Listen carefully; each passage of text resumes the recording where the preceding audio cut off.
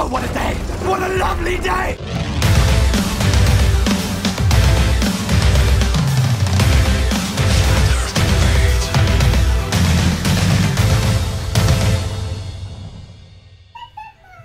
Welcome to Flat Earth Debate. I'm your host, Nathan Oakley, and if you are new to this channel, or you've not done so already, be sure to subscribe and hit the bell notification icon to keep up to date with the Flat Earth Debate. If you'd like to support this channel, there is a super chat that runs alongside each of these shows while they're live, and there's also a PayPal link in the info box below the video once it's rendered. But most importantly, if you would like to join the discussion, simply mute the page you are currently watching, then click the link in the info box below this video to join the panel and express your views on the shape of the Earth. If you do join, please don't swear. If you do, you'll be ejected, and if you are, please don't try to rejoin the stream using sock accounts. You'll be warmly welcome back on the next stream. Please also share the show. Sharing the show obviously increases the live audience, but this in turn increases the chances of a more diverse panel. So please share the show. And one last time, if you're new to the channel or you've not done so already, be sure to subscribe and hit the bell notification icon to keep up to date with the Flat Earth Debate. Now we are joined by Ranty, Arwin, Sleeping Warrior and The Plain Truth. Good to have you all. Hello. Good afternoon. Are there any pedestrians around when you do that? No, I'm on the highway, so there's no one walking. Just other cars going, what the hell is this guy doing? So what highway are you on? What's the name of the highway? It's Interstate 85 in Virginia. I'm going to Google it and see if I can see roughly where you are. Interstate 85 in Virginia. Yeah. And If you see Clarice out of Silence of the Lambs, give her a shout. yeah, okay. Right. Yeah, South Hill, if you want to find where I was. Is that 30 near minutes Atlanta, ago. Charlotte? Well, it's north. Virginia is below Maryland and above North Carolina and next to Tennessee. Cool. I see the motorway anyway, or the highway. So if you go down, if you follow 85 till it's about 20 miles before it gets to North Carolina, that's where I was. It's called South Hill. Ah, near Durham. Well, Durham's in North Carolina. I see roughly the area. Anyway, Yeah, we've got some more pressing matters at the moment. Let's talk about housekeeping, Nath. Indeed. Any signs of curvature, gentlemen? None. Any signs I of... see the signs. Any signs of axial rotation? Nope. Not of the Earth variety. Any scientific evidence of gravity? Proof Yeah, of gravity. Lots of it. Scientific evidence of gravity? Yeah. Are you sure? Yes, lots of it. Can you Just suggest any? there's no proof Excellent. of it. What's your scientific evidence for gravity, Arwin? The cause of the functions of buoyancy, the cause of displacement, cause of directional pressure, So the cause of the alignment. So the That's cause of displacement ratio. you've got scientific evidence for, have you? Are you sure? I don't have it on camera, all of it, but these are all part of the plan that I'm making to actually do these things once I can find some funding for it, and that moment will come. Right, and until it does though. Yeah, I have no proof. Already conceded to this. Yeah, but the question was scientific evidence though. Yeah. And you answered yes. Mm-hmm. Excellent. So can we see some? So hypothesis, independent and dependent variable, null hypothesis. No, it's no scientific proof. Oh, Well, yeah, excellent. but the question was scientific evidence. He slipped Yeah, up. Scientific exactly. evidence. Yeah.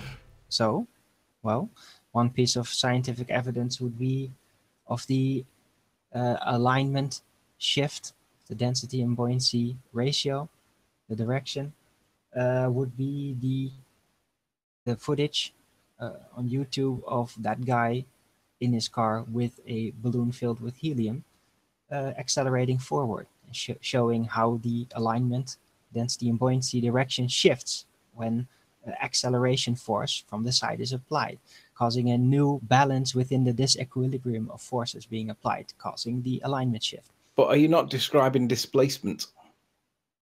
Yeah, it is a displacement. What is happening in a very specific pattern. But are you not redefining displacement then? No, displacement is a generalized function. There's And all how's kinds that of different? displacement. How's In that this different? case, it is a displacement of the alignment of the density buoyancy. Right, So but how's things that will different? find a new equilibrium, a new level within their density, the new layers of density. It seems that you're redefining displacement as a density buoyancy ratio. No, it can just be described as displacement, the generalized version of it. Why not? I say it can be. Oh, it can. It is, My bad. isn't it? It is though, isn't it? We describe displacement as the imbalance of the density buoyancy ratio, correct? No. I've got to be honest, guys. At this stage, I'm happy to draw a line under it because we've moved way away from gravity, and now we're talking about. Well, this is all part of it. Well, it's not really. You're making stuff up now, Arvin. No, I'm not. Okay, my question you was are specific. Characterizing. Hold on. I'm My building question was really foundation specific. for what is happening? Scientific evidence of gravity, and you've described a set of tests that have to do with displacement. So at this point, I'm happy to say that you don't have any scientific evidence of gravity. That is. No, I'd it's agree. a very specific kind of displacement. And we already have a name for it. It's called displacement. Yeah, but that's a generalized term. It's not just this. No, it's not generalized. It's very specific, as you would say. No, displacement is just movement. That is what displacement is. So Can how is that be different all kinds from- of movement. This movement is a rearranging of the alignment. It's very specific. It's not No, you just said it was one general a single minute ago. motion. Now you're saying it's very specific, but you're confusing me. We already have something called displacement, and I don't think we need to have a new term.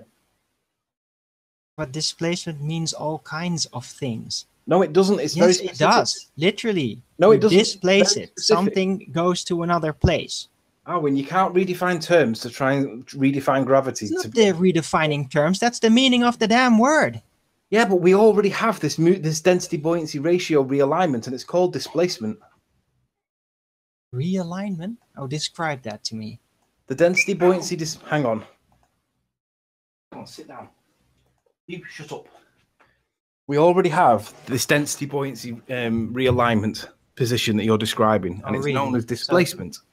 Yeah, describe it to me. It's where an object will change its position based on being in a state of disequilibrium. It's the action of moving something from one place to another.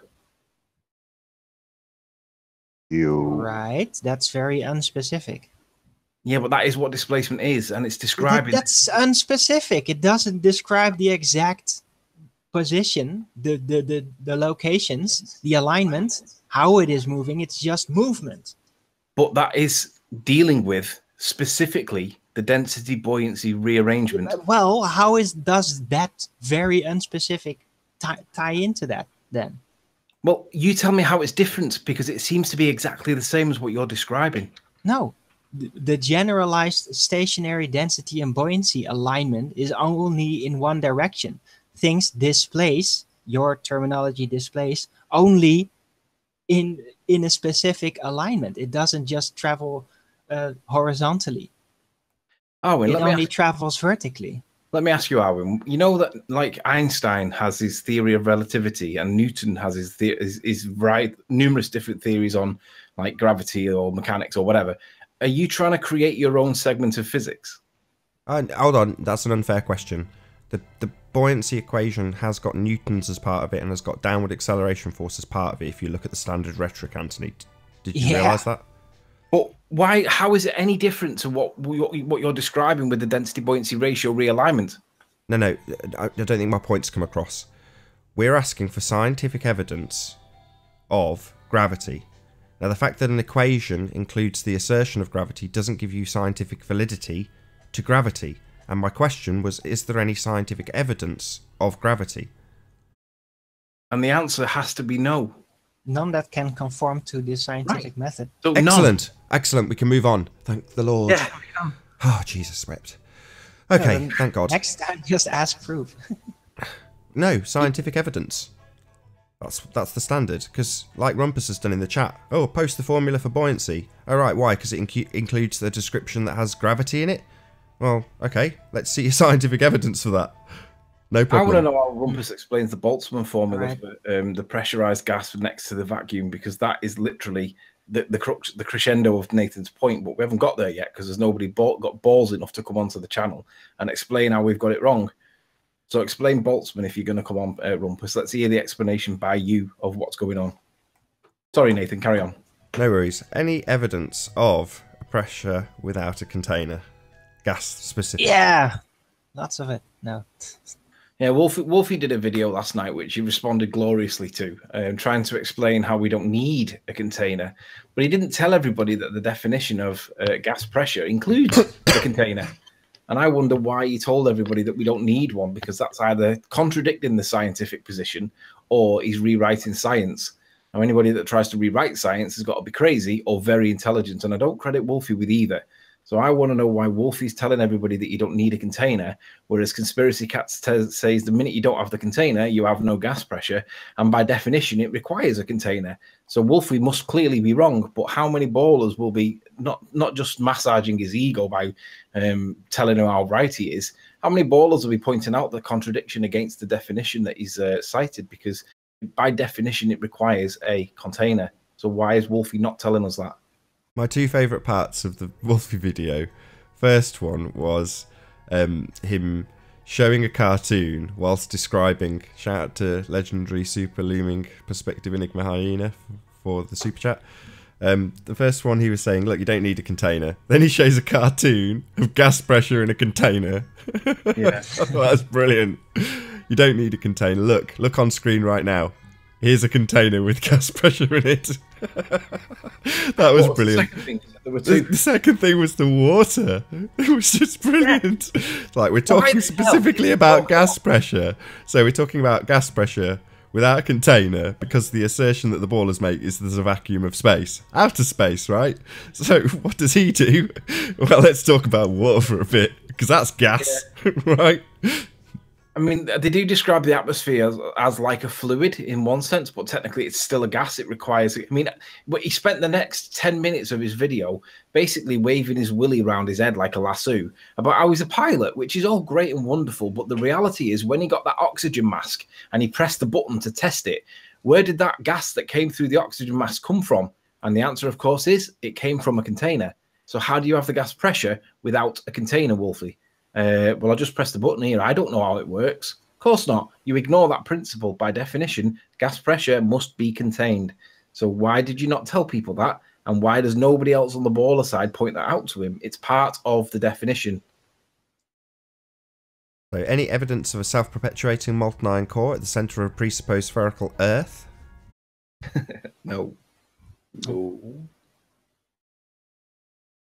Any more for any more? Is that just a load of no's? And maybe a bunch of lava somewhere, but You say lava? yeah. Tell me more.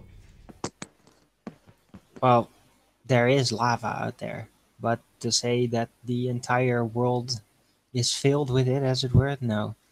It's very unlikely. Oh, that's a shame. I've got my hopes up there, Arwin. But there we go. Any proof for the measured distance to the sun? Absolutely no proof whatsoever. What measured distance? There's no evidence whatsoever of anything being measured in the sky. I've been asking No Simon Dan for ages to address it, and he said he would do, and he's released 2 videos since, and so far he's not responded to it. I'm just wondering why not. I'm wondering where my video is. It's not that hard. It's only going to be like a 2-minute video saying this is what the current science is, and then we'll go away and look at it. And if we learn something new from it, then great, because it means that we're done. But if we don't learn anything new from it, or he doesn't want to commit to a position because he knows that he's going to get a responsive attack back, then just say so. But either way, you said you'd do it, and we're waiting for it. So come on, No Simon Dan. Where's the answer? What is the current position for the distance to the sun? We asked Lewis, and he sat there for about 15 seconds gazing into nothingness. And it seems to be you're doing the internet version of it. We asked you, and you said you'd do it, and then it seems that you're gazing into the nothingness of internet. So where's the answer? What is the current position? Where do we get the distance to the sun from? Just for Daniel in the audience, so if you go and check the video that's called Some Flat Earthers Don't Understand Atmospheric Pressure on my channel, and check out timestamps. Ah, chicken. Yes, there's definitely got to be a container. So if you check out timestamps that are at 1 minute 50, 1 minute 54 and 1 minute 57, you will see several definitions of gas pressure that absolutely describes it as requiring a container. Also, you've got this... You've also got this measurement called PSI. Now, just out of interest, what exactly do you think the per square inch is of? Sorry about the screaming. My kid will be asleep soon. So let me get this straight, Nathan. You put square inch of lung capacity. You put 3 definitions of gas pressure into the video, and they've either not watched it or they've ignored it. But all 3 of them state pressure. Maybe you needed to put 10 definitions. I mean, pretty much all the definitions of gas pressure all say the word container. So how do we have a container if, you know, we live in an open system? There needs to be sides, all right? Where are the sides? Guys in chat are at it again. The body of science, Nick. The whole body of science, Nathan. Well, where is that science? Hey, Daniel, can you just tell us what the per square inch is of exactly? Just tell us that.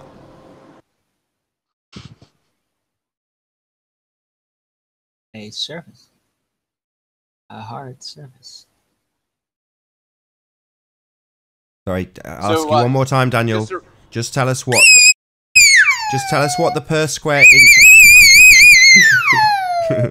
Tell us what the per square inch is of, please, Daniel. Thanks. Does anybody get the feeling that Eleanor knows exactly what Nathan's doing and she's trying to stop him from doing it no matter what? No, she's demonstrating it. Yeah, he's just repeated it. She's PSI pressure is pressure on per her square lungs. inch. So square inch of what, Daniel? Try to open your ears. Of what? Square inch of what? Is it a vacuum? Per square inch of the vacuum it's pressing on, right?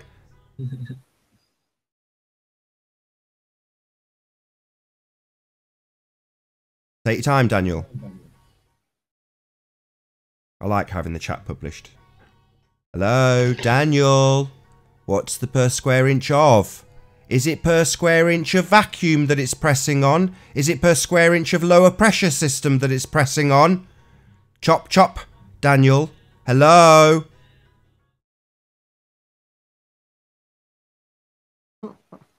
What exactly are you talking about right now? Let me break it down for you, Daniel. I'm talking about the measurement per square inch of what? My question's really specific. The vacuum of outer space has pressure. That's not my question. What is the PSI value? A square inch of what? What is it pressing on?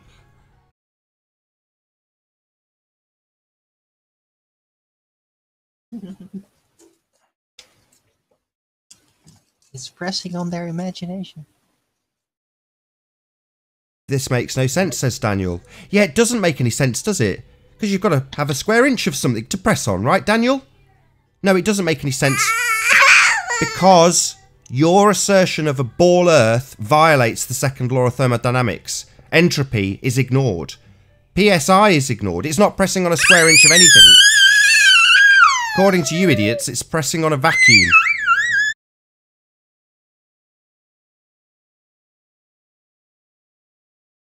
See, when my dogs do what Eleanor's doing right now, which I get all the time while I'm on the show, it's weird. There's a correlation between the way that the dogs act when I'm on the show with Nathan and the way Eleanor acts with Nathan when he's on the show. But my dogs start pawing at me and saying, pet me, pet me, pet me. Eleanor's doing the same thing effectively. Let's ask the rumpus. PSI doesn't need to be pressing on anything. So what's the per square inch of rumpus? Square inch of what, rumpus? What's the per square inch referring to exactly? I'm a bit confused. Is it per square inch of vacuum? Is it per square inch of lower pressure system? What's the PSI mean, rumpus? According to you, it doesn't need to be pressing on anything. So what's the square inch measurement then? What's the square inch measurement for, rumpus? That makes no sense. George Netanyahu asks Ian Matteson, what evidence do you have for Mullin leaving Flat Earth? Well, the fact that he hasn't commented on or made any videos for the last, 18 months, 2 years, that in itself is the evidence, George. You kind of know this because you were the one that pushed him away from Flat Earth. He'll be coming back, don't worry. Just not yet. And when he does, you'll be the one that's in the target. And everybody will know firsthand that you were to do with it. But until he does, just know that he's not here. being not here proves that he is not in FE. And it's all because of you.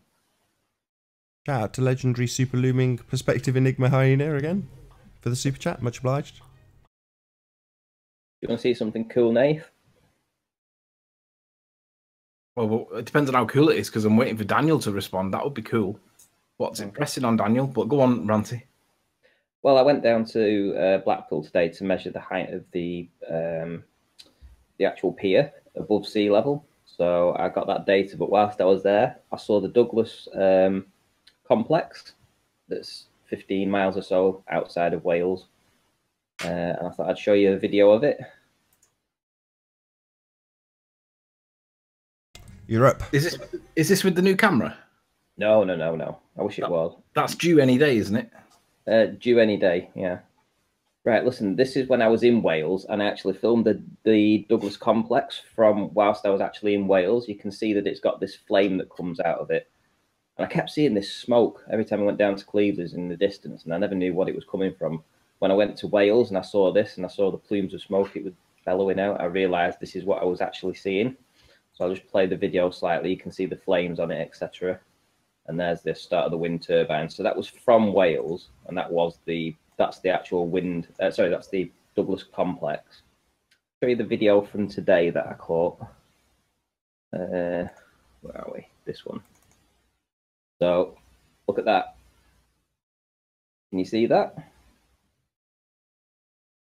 That's the Douglas complex. That's the flames coming out of the top of it.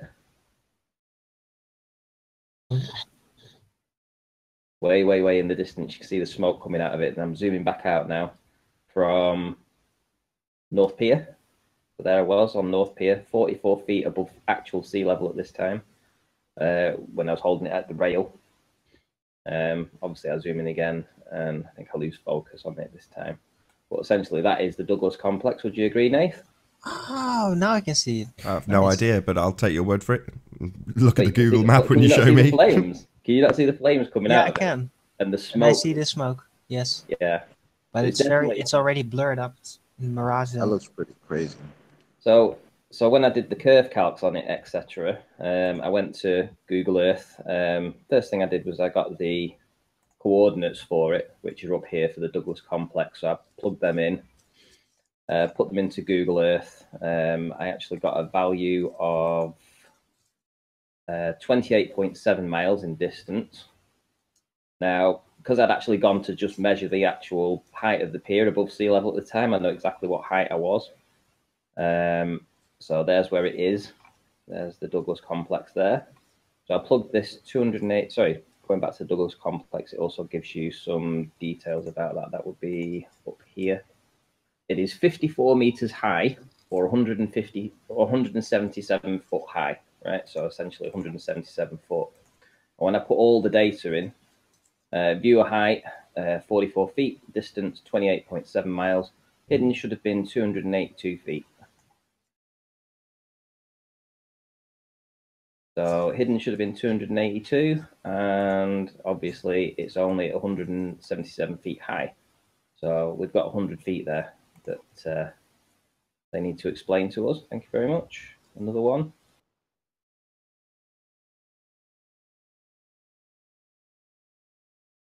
You guys still there? Yeah, we're all on mute listening to you, Ranty.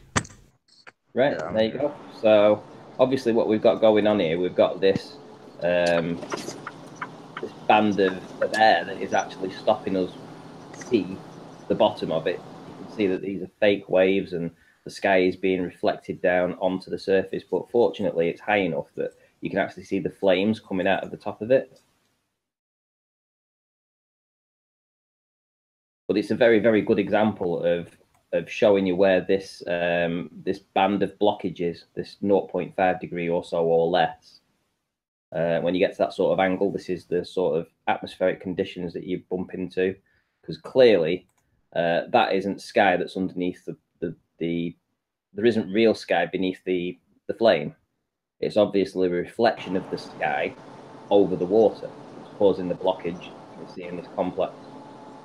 So I can only see the flame just right above the water line, it looks like. So I guess my question is, What we're not seeing is 170 feet of the structure itself, so that you would have to somehow figure that into. Well, what you can see that this is underneath it. It doesn't go straight down to the ocean, right? Yeah, it goes okay. down to the, It goes down to the sky.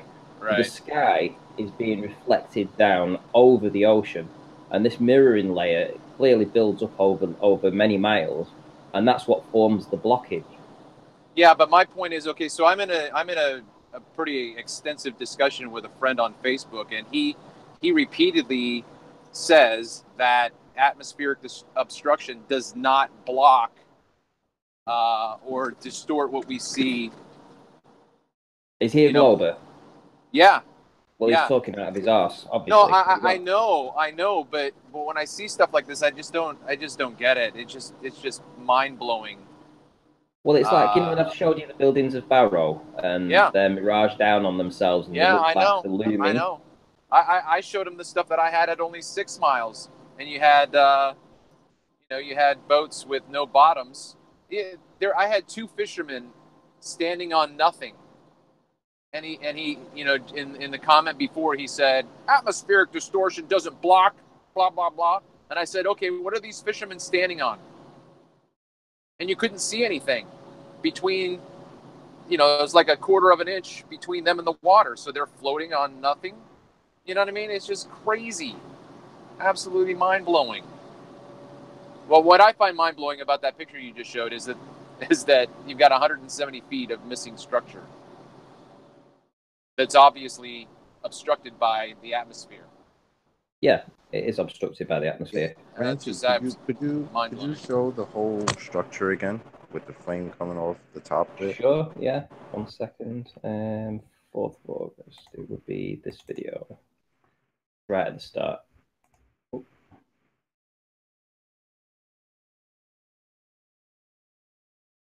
Wow, you could really only see the flame coming over Yep. That's crazy. And how far away was it? Where were you away from it? 28.7 miles. So where my cursor is now essentially would be where the curve calc should be. Right. The rest of it's hidden by the atmosphere. As simple as that. It's the watered mirror layer that builds up over and the narrow angle, the narrow viewing angle. So when you get down to like 0.5 degrees or under, you're going to see this effect that it starts to block things out from the bottom up.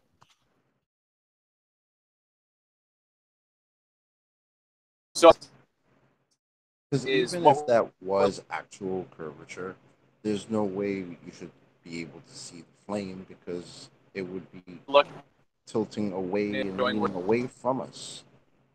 Like, that's just crazy.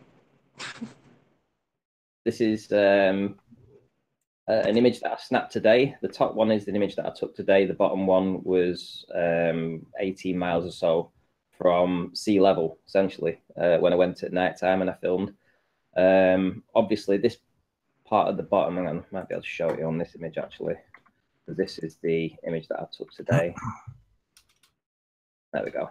So, obviously, this is the pier that's in the way. This is blockage. This stuff in front is a pier that runs in front of my line of sight towards the big one. So when I superimpose my line of sight over what I actually captured, what do you know? And also, can you see the difference in the texture of the darkness down at the bottom?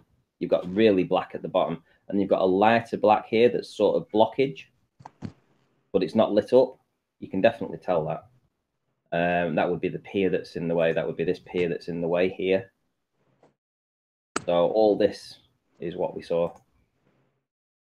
And the curve calcs, again, if I put the curve calc in it, let's do a bit of a line, do it in red.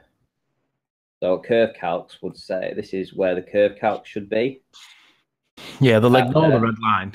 They'll ignore the red line because that's where the curve should be. They'll look at the obstruction at the bottom and say, well, that's obviously the obstruction caused by curvature. Any obstruction's curvature, right? But it's not. What this is, from there down to there, is the pier that's in the way on this image. You see this pier that's in the way here, this pier, that there, that pier's in the way. I don't know if you can make that out. Let me increase the size so you can see it. Yeah, so this is the pier that's in the way, the line of sight. Yeah, that we're actually seeing in the image down at the bottom here. And then obviously all of this is visible. And again, Curve Calcs would have put it about here. That's all I should have seen when I went to Barrow over the weekend. But yet we saw all of it down to the bottom. We saw the concert and everything that was going on.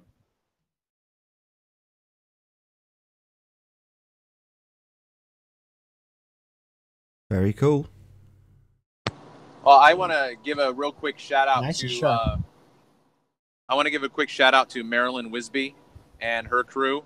I met them in Ocean City, New Jersey on Sunday, and we had a fantastic time campaigning on the 11th Street Pavilion. Just amazing. Great crowd that came by, hecklers all, and everybody from teenagers to the old. We had just a vast array. I was talking with a professor at a community college near me, and he and I discussed everything in our housekeeping. It was just great. He stayed for like an hour and just kept asking questions. So it was very, very enthralling.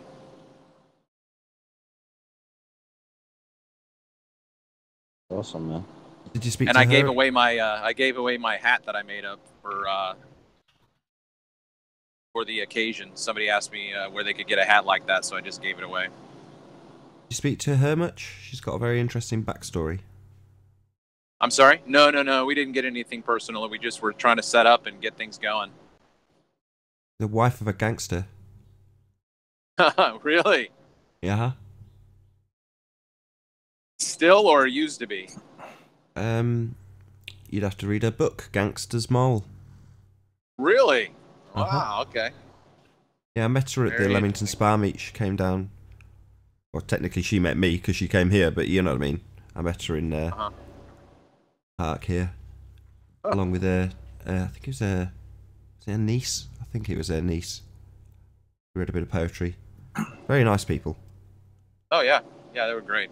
Nathan, can we go back to the gas pressure point that Daniel was arguing for? Yes, before? we can. Yes, we can. Yes, indeed. So I'm just going to share my screen. Hold on a second. Just before you do, Anthony, just give me a second, just so I can get some bits and bobs shared. Bear with me. You guys see that? See what? Yes.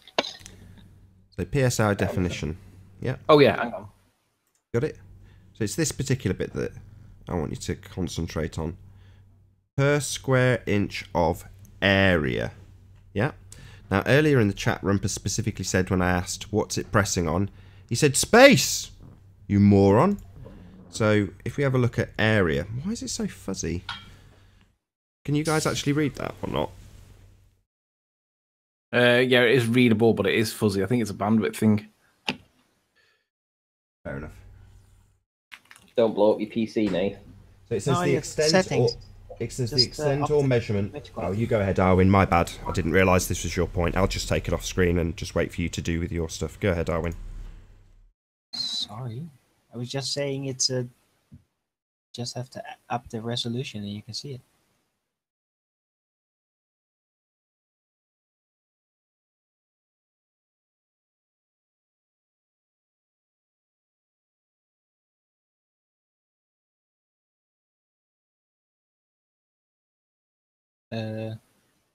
Hello?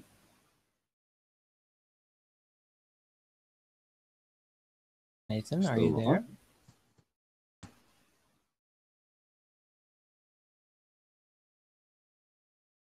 Uh-oh. Well, that's me completely giving up, Harwin. Okay.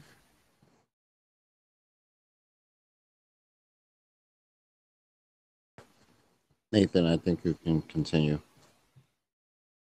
I'm done. I'm done. Go ahead, Darwin. Tell us about your bullshit non-science while you interrupt me.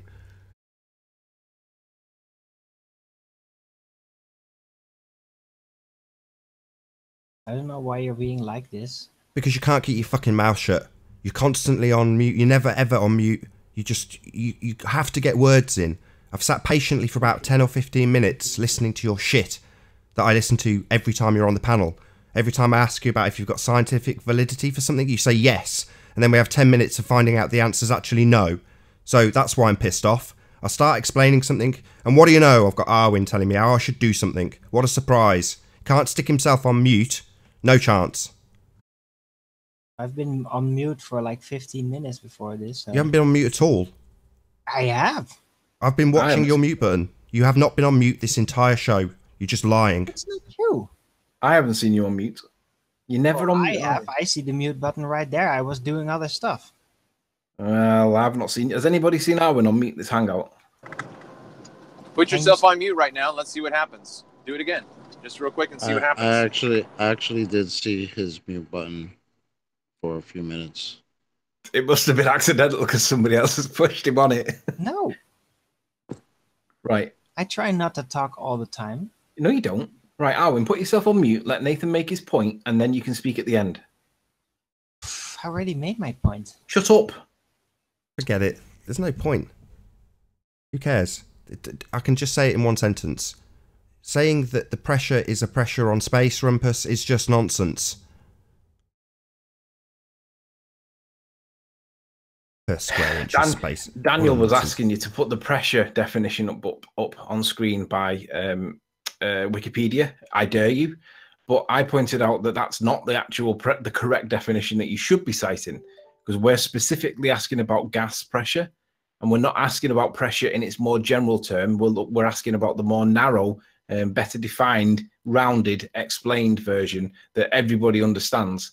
So Daniel doesn't seem to understand that there is a narrowing by saying gas pressure from the broader pressure, and we're specifically asking about gas pressure. Daniel, Nathan. He says fluid pressure, which involves gas. Sorry, Daniel. Fluids are not gases. You seem to have a bit of the wolfies about you, my friend. You don't seem to understand that a liquid is not a gas. There's no bonds in a gas. Liquids are bonded together. Idiot.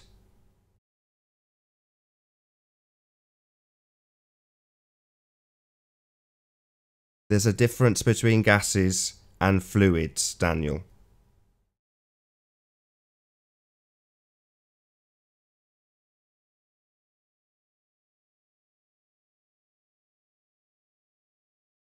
Why don't you jump on the show, Daniel? The link's in the info box. No, he just keeps on going and going. Never shut up. Sounds familiar? I've just burst out laughing that he said that. Right, let's get the definition of gas pressure on screen. Nathan, just present my screen for me a sec.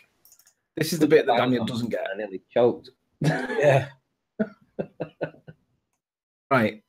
So let me know when we're on, Nath. Yeah, you're on. So, Daniel, we're not talking about pressure in its more general sense. We're talking about specifically gas pressure, not fluid pressure, not pressure in its general sense, gas pressure, because we're in the atmosphere, right? We breathe this air.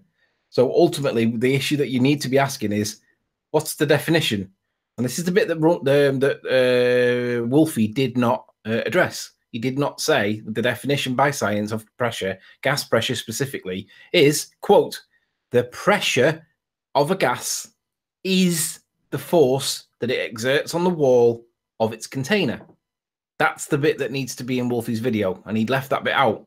That's like lying. That's lying by omission. That's not the current scientific position, and he didn't put that in. And what that does is it makes people like you think that there is something right with what he's saying, but what he's actually saying is that he's missing out the important bit. Gas pressure requires a container. Otherwise, as Conspiracy Cats correctly states, without the balloon, there is no pressure. And I regurgitated that numerous times specifically to make the point. Without the balloon, there is no pressure. Well, imagine that we have the vacuum of space the way we're told it. And imagine that there is a block, a ball in the middle that we're going to call Earth. But instead of the Earth existing in a vacuum, we need to give it a pressurized environment so that the humans that we plonk on it can live. So what are we going to do? We're going to wrap it in a container somehow to give it that isolation from the vacuum of space. So we're going to put pressure in it now. And then we're going to tell everybody that we live on a sphere that's got all this pressure in it. But actually, it's some other container. Could be a dome, could be a firmament, could be something else altogether. Doesn't necessarily mean it's a firmament. But the point is, you have to isolate yourself from that vacuum of space. Otherwise, you can't have a pressure. But we do have a pressure. So why is that? What's the container, the membrane that holds that pressure devoid or separate from the vacuum of space, as we're told? By definition, it needs to be there. I'm done. All right, so here's a question for you. If we're talking about a container with pressure, the pressure is equal throughout the container, but that's not what we experience here. So we have a gradient. So that was one of the things the professor brought up when I was discussing this with him. That was the thing that he gave as a challenge. You understand? Who are you asking? I understand. I'm asking anybody. His point when I brought up a container was, yeah, in a container you've got the same amount of pressure everywhere, but here we don't. So his question was, why does it lessen the higher you go? Why isn't it always equal all throughout? That was the argument I was having with Brenda the other day, because she was saying why we have a gradient, and that proves that we have a gradient. And I'm just like, what? She's like, what did she say? That gravity makes the gradient possible, like pulls the air down and creates the gradient. And I'm like, all right, so how do we have the gradient at all? How do we have gas pressure? Oh, gravity. I'm like, what? How does we? I don't know. Nathan, then again, it was Brenda, so. Sorry, Nathan, go on. Well, but that's. I mean, just think about that for a second. If you were to breathe in, your breath, so you're breathing in, you're drawing air in. That's the concept that gravity is doing at all times. Its force is always drawing in the atmosphere in layers. And so just like if I'm breathing in air right now, there's a point in front of my face, maybe say at 5 inches, to where I'm not drawing that air in. Right. But I am drawing the air in at 4 7/8 of an inch. But at the 5-inch mark, my inhalation is not strong enough to pull in the full 5 inches or whatever, or 10 inches or 12 inches.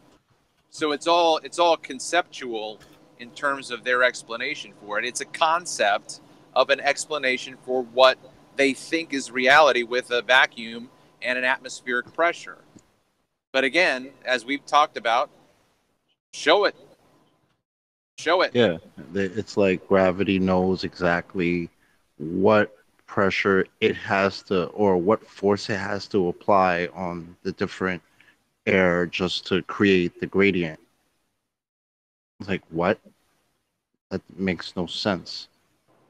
Just like the same way gravity does whatever it wants, man. I mean, it's a yeah. The other thing that we went around and around, he denied centrifugal force. When I brought up centrifugal force, he's like, "There's no such thing as centrifugal force." And I said, "What are you talking about?" And so we went around and around. No, it was such like thing as centrifugal force on Earth or in reality.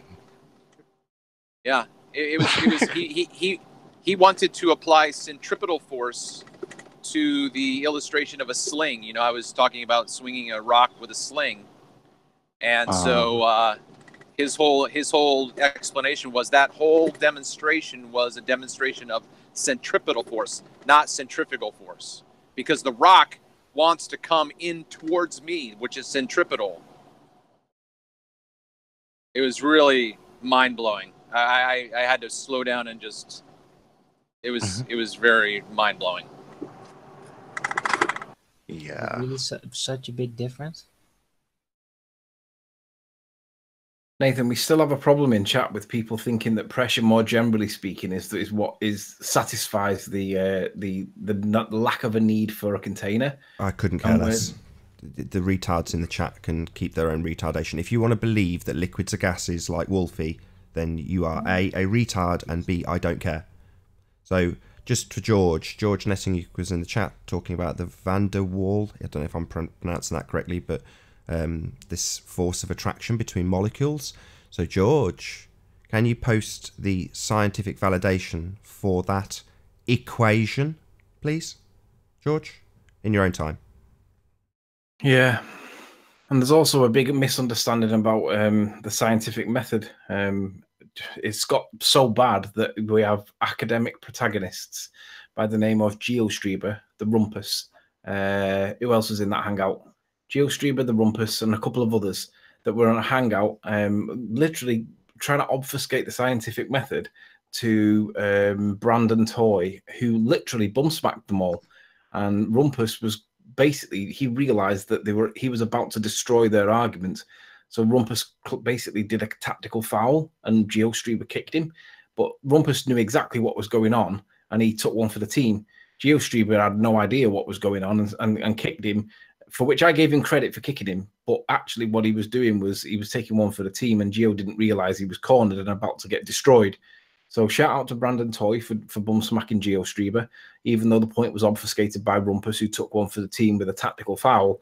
But we know what you guys are doing. You are obfuscating the scientific method to try and make it sound like you guys keep the monopoly. And actually, it's really straightforward and simple. You have an independent variable that causes an effect called the dependent variable, and all you've got to do is manipulate it to prove that to prove that fact. And guess what? You can't prove any of the things on your model that you guys need to be able to prove. Manipulate to prove this, that we live in a sphere. You can't manipulate the curve. You can't manipulate gravity. You can't manipulate anything. You guys are all retards. You're trying to control the monopoly on the scientific method, and guess what? Geo's going to get bum smacked tonight.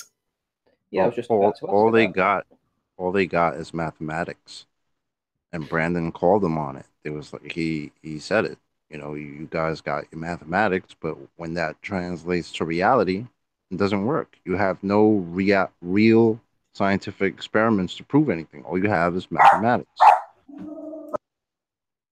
So, Nathan, you're doing a show tonight, I believe.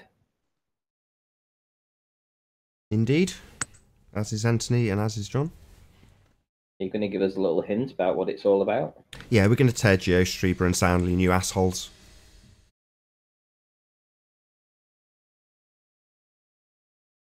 Not literally.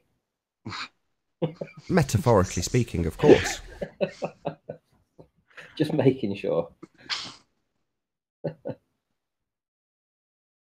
I noticed you got a thumbnail. Is that Geostrieber, do you think? Certainly seems to be. He published it himself back in 2013. Really? That's like really him? That's what he looks like? Yeah. Ugly, isn't he? See, when I posted something like that on the video, I've had nothing but, I think I've had 10 comments on it, people calling me out over that. They don't seem to like me making a passing comment. What about how ugly he is? Well, I actually posted, damn, I don't think I've ever pooped uglier. Sheesh. Right? And I've had like 12 comments actually now, 12, saying, what's that got to do with the flat earth debate? So, well, what, am I not just allowed to comment? What's that got to do with the flat earth debate? I don't know. Geostrieber used to be part of a Discord server called Children of the Flat Earth, and it was shut down for various reasons. But it had all sorts of things on there, me with swastikas on my head and all sorts of stuff like that. And Geostrieber was a part of that, seemed to be very endorsing of it.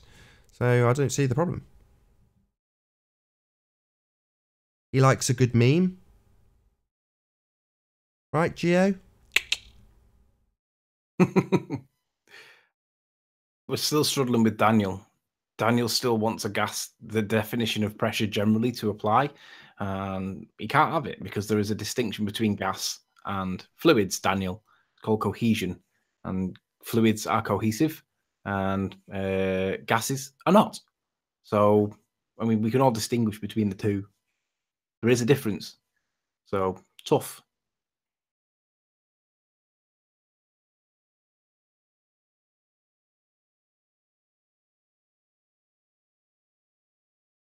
Here's just strolling.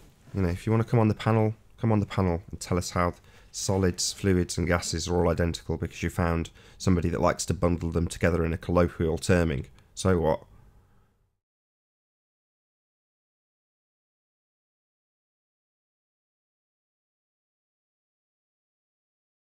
Mark Taylor says, Children of the Flat Earth. Is it specifically up still, Mark? Children of the Flat Earth? Is it still up or is it gone? Mark's claiming it's still up. I don't know. I don't go in that place because it's just the cesspit of all the trolls on Ball Earth. They beg for us to go in there. And the fact that nobody ever goes in there by Spurs, I don't know why Spurs goes in there. Christ, Spurs, you must be a glutton for punishment. Don't know why anybody would go in there. Maybe Mark can give clarity. The police explained that it had been shut down to me. Maybe they're wrong. Maybe you can fill us in, Mark. Maybe I need to get back in touch with them about Gem, quote, I am not a paedophile, end quote, panda. Hashtag cum panda, hashtag panderize. So, can we need to get back in touch with them, Mark? Maybe you can give clarity, Mark. My impression from the police when I spoke to them was that it was shut down. Am I wrong? Are the police wrong? Do I need to get back in touch with them about Gem Panda? Let me know, Mark.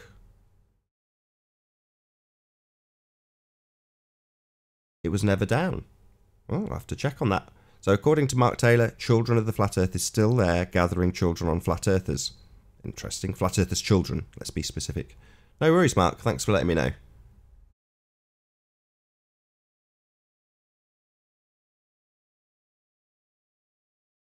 Decimast says, Nathan, where's your proof of the edge boundary and firmament? I don't think he's ever claimed that there was an edge boundary or firmament. Why would you be saying those words when they're not being cited by Nathan? The fact is we have a gas pressure, and by definition, it requires a container to have. Conspiracy Cats, the teacher that he is, has told everybody without the balloon, there is no pressure. So without the container, there is no pressure. So that's the proof that there must be about an edge boundary or firmament. But don't be asking questions like that when you're using them words, because he hasn't used them words. All we're saying is by science, it means that the definition of gas pressure requires a container. Where is it? Is Peanuts not aware that Gem Panda's very much...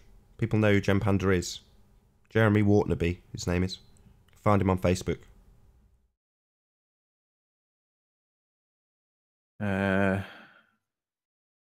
Daniel says, no, by definition taught to children, let's have some real science. Well, let's have some real science then, Daniel. Let's see how a gas pressure can exist next to a non-pressure without a membrane. So come on, Daniel. Did you not see Nathan's video where he got a balloon? That would be the membrane. And he filled it with a load of pressure. That would be the gas pressure. And then what do you know? When he stabbed it with a knife, did that gas pressure maintain its position? Or did it disperse because of the law of entropy? Come on, Daniel, let's see some real science. Show us how you can have a gas pressure next to it, like either a vacuum of space, perhaps, or even just a disequilibrium of the pressure. So we'll have, say, 20 psi next to 5 psi, and show us how that can happen without a container. I look forward to your real science. George Nathan Riley, that is not proof. As usual, you would not know. Don't even know what you're on about. Riley, no one claims there is pressure next to a vacuum. Oh, really? Are you sure, George? Nathan, that's a cue for you. To say what? Oh, go on about the top layer.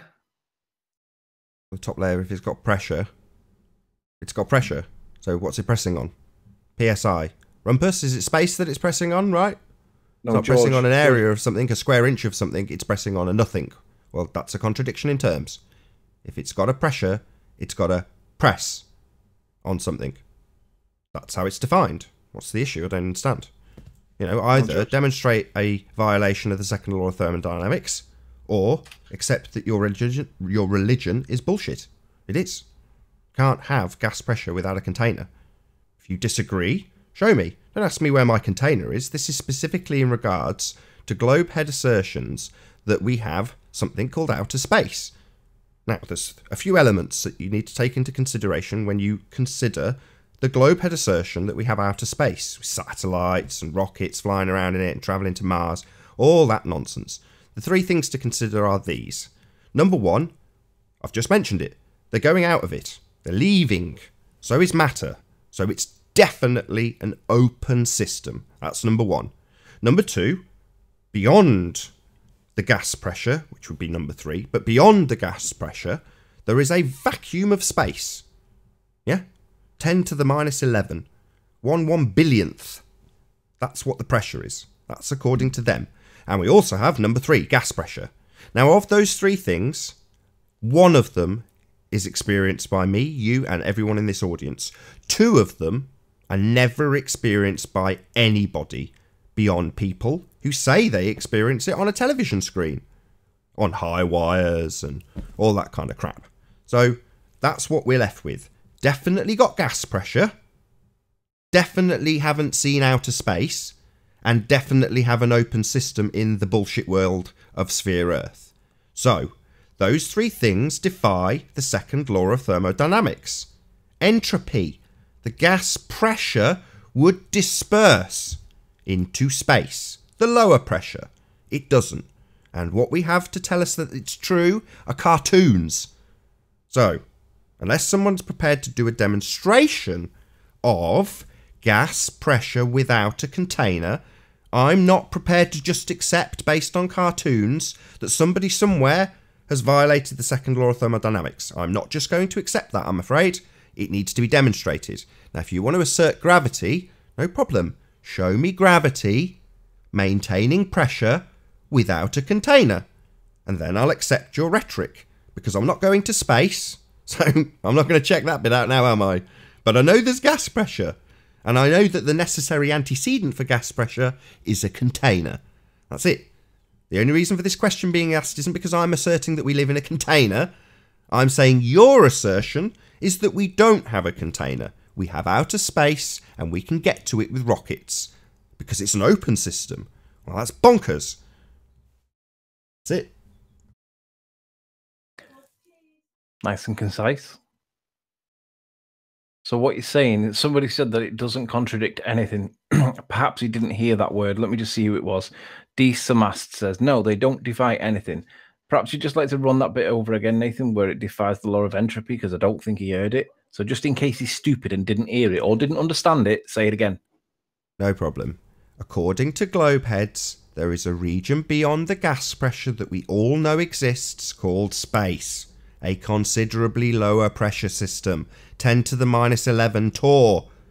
So, given that there is a law governing such things called the second law of thermodynamics, I would need a demonstration of a violation of the second law of thermodynamics in order to accept this nonsense. So, show me gas pressure without a container. We can make it really easy as well. Instead of having the torr value of space next to this, the 14.7 psi on Earth, let's just do, say, I don't know, 3 psi against 1 psi. Really narrow that angle, make it dead easy. Show us how 3 psi can exist as a bubble in the middle against in a container of 1 psi without a membrane. Dead easy. Can you just, before we round out the show for a quick break, Anthony, just out of interest, what do they pressurise an aeroplane at? They do it around about atmospheric conditions. I thought it was lower. I know it's not. They definitely have it lower than atmospheric. Otherwise, you'd never have your ears popping. Space station is claimed to be at 14.7. So I would assume commercial airliners do it at the same. Let's have a look. Commercial. Why don't we ask Wolfie? He's a pilot. No, we're getting there. We're getting there. Commercial airliners cabin pressure. Yep. It says, although aircraft cabins are pressurized, cabin pressure at cruising altitude is lower than air pressure at sea level. Typical cruising altitudes are this height, and with an air pressure above sea level, I'm just trying to find out a number. It says,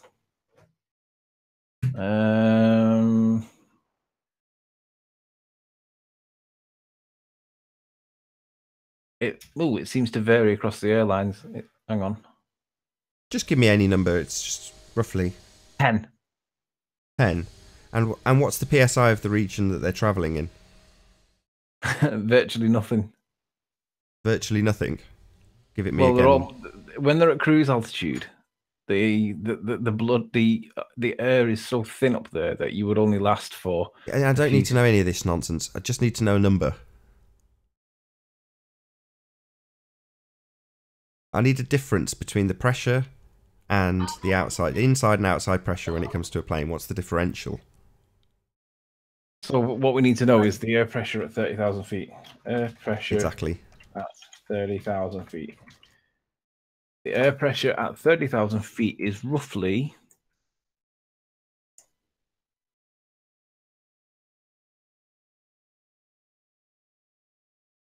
Here we go. So elevation above sea level, 30,000 feet will be there. Oh, it's 70 kilopascals. That's a different scale, isn't it? Hang on, let's see if I can find it on a different scale. Altitude above sea level, feet, 30.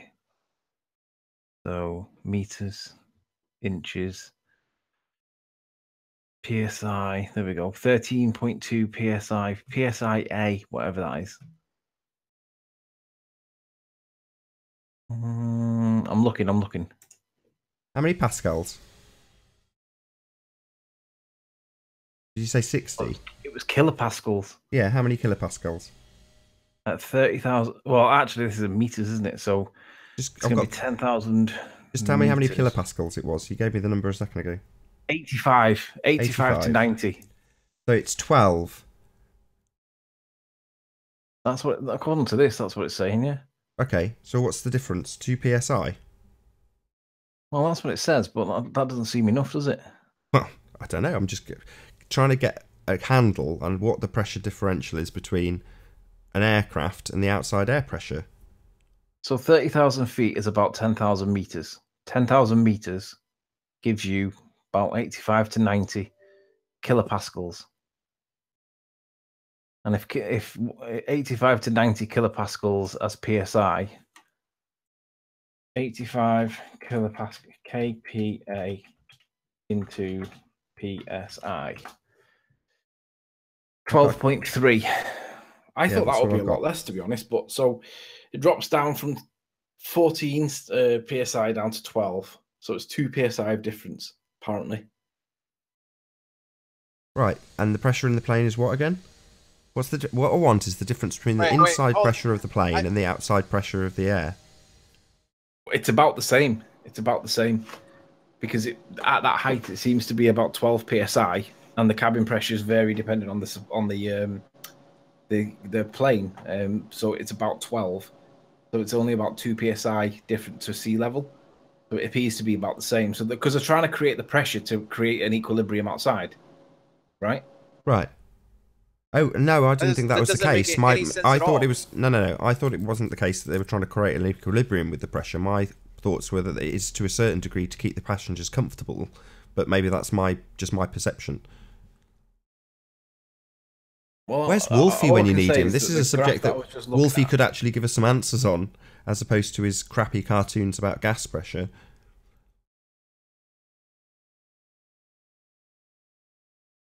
I'll show you what I'm looking at, and you can tell me whether I'm getting this wrong. So, I thought this would be a quick exercise before we round it out, but anyway. Where is it? There we go. Altitude above. Right, according to this, let's make this a bit bigger. Altitude above sea level and air pressure. It talks about elevation and atmospheric pressure. So what it says, elevation above sea level in meters. Well, planes travel at about 30,000 feet, which is about just over 10,000. Oh, hang on. So I was reading it as 1 because I was looking at it too small. Apologies, that's wrong. So there's 10,000 meters. That's about 30,000 feet. So the pressure here is about 30. So 30 kilopascals. I got that wrong there. So it's because I was looking at it when it was small.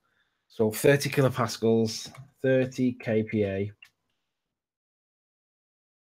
in PSI. 4. So it drops down to 4.3 PSI at 30,000 feet. Perfect. So we've got about a 6 psi difference. Yeah? Give or To take. what? Yeah, to what it goes in the... Yeah. Inside to outside.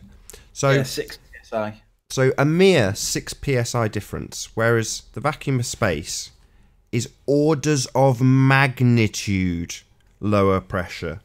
So Wolfie, all you need to do is this very, very, very small difference between the inside and outside cabin pressure. Just show me that without the need of the really expensive aluminium plane. Yeah. Why can't you just have the pressure existing without the plane? Yeah, just an open top plane that manages to keep a nice cushy 10 psi in the 4 psi environment. So, you know, just show me that with an open top plane, a bi-wing plane, doing exactly that.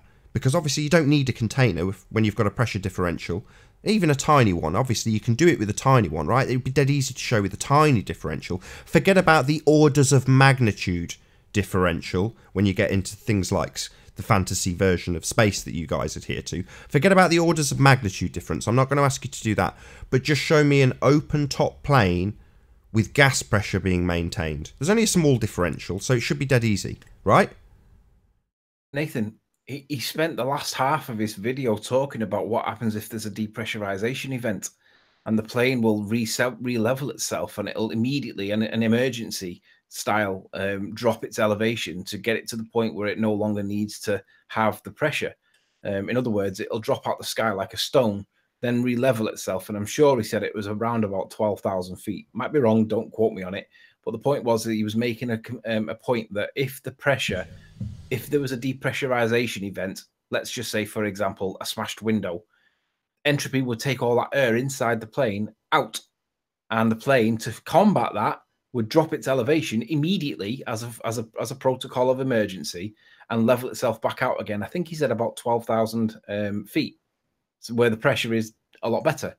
So why do you need to do that if, you know, you need the container? If we don't need a container, according to Wolfie, then why does that mechanism exist on the plane? Yeah, open top plane should be able to achieve it no problem. Don't need a container, right? What's the point? Yeah, I don't see the necessity for any sort of container. According to these guys, entropy doesn't exist. And with that, I'm going to say first and foremost a huge, massive, enormous thank you to all of the debating panel for making this debate possible. And of course, a massive thank you to all of the live audience for tuning in and hopefully sharing this debate. If you hated the show, then you know exactly what to do. But if you like the show, maybe consider sharing it with a friend or subscribing if you've not done so already. I've been Nathan Oakley, and I'll see you all in the next video. Oh, what a day! What a lovely day!